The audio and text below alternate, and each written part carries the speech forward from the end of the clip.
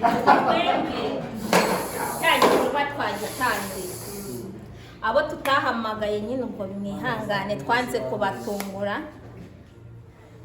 tuba tubibona nuko iyi si iteye nyine ntabwo twari gufatiraho ariko nanone nkashimira Louise nawe Imana imuhe umugisha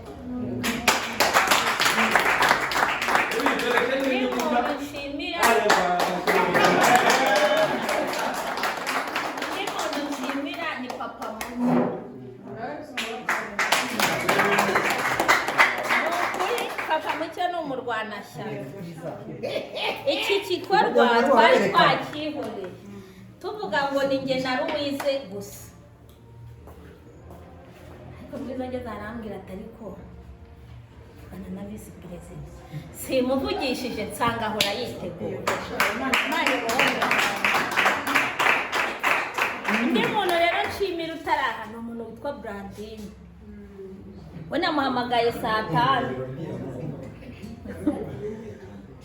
arambwira ati kuva watekereje icyo kintu nanjye ndabashyigikiye Imana imuhumugisha koci rero ababonye Yesu ari ukuntu tujya tugenda rimwe tukakurakaza ubundi tukajya kandi ibyo ni ibintu bisanzwe ariko muri rusange turagukunda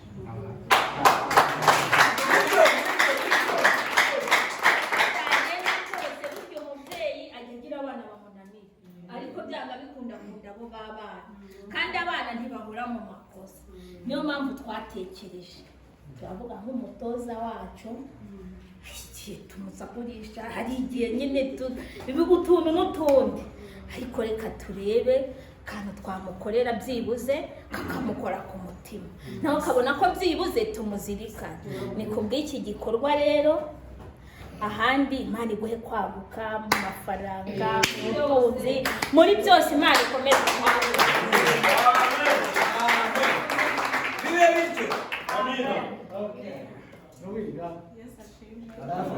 ndashima Imana mu mutima wanjye iki gikorwa tukigezeho amahoro kikagenda neza.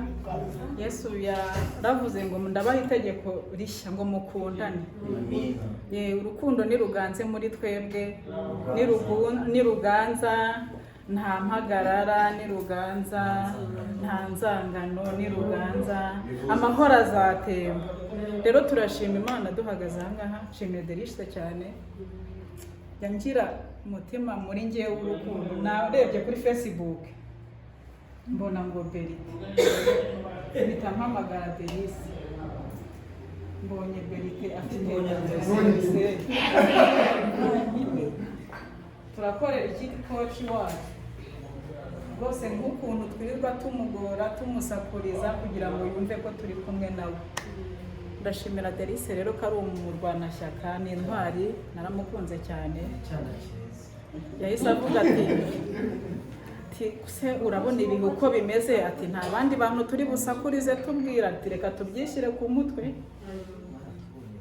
Hanyuma ubwo ngubwo dutangira iyo gahunda, nemera bimwe nawe yemera ibindi. Tugezemo hagati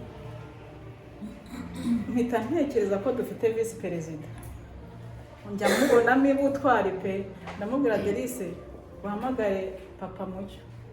Numvaga umutima wanjye ubinyemeza, amuhamagaye ni umuntu nawe w'intwari uhora yiteguye. Ndashimira Imana ko Imana yaduhaye abantu beza b'umumaro. Hari abantu b'umumaro Imana iba yarahaye umuntu mu ibanga. Turashimira Imana rero ko iki gikorwa cyagezweho. Turashimira Imana igejeje umukoci wacu kuri ino myaka. Uwiteka nakomeza abane nawe, azabona abuzukuruza n'ubuvivi, imvi zarinde z'ubugenzi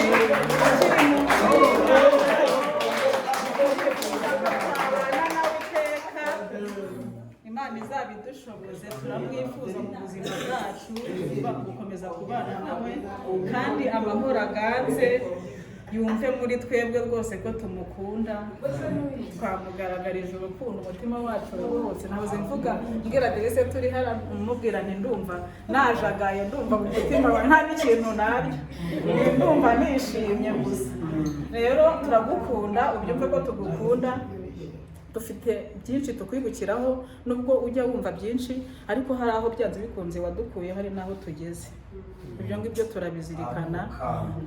Maze iminsi ntaza muri no repetition, nkigera hariya numvishe muri njyewe amajwi yanyu, numva ni amanuka muri njyewe, nkumva aryoshye. Ndavuga ntayo wese nari mperutse muri korali, nirumva bimeze neza. Rero ndashimira Imana yanshyize muri mwebwe, kandi nzabana namwe, naho Imana yanjyana hanze nzakomeza mbakunde.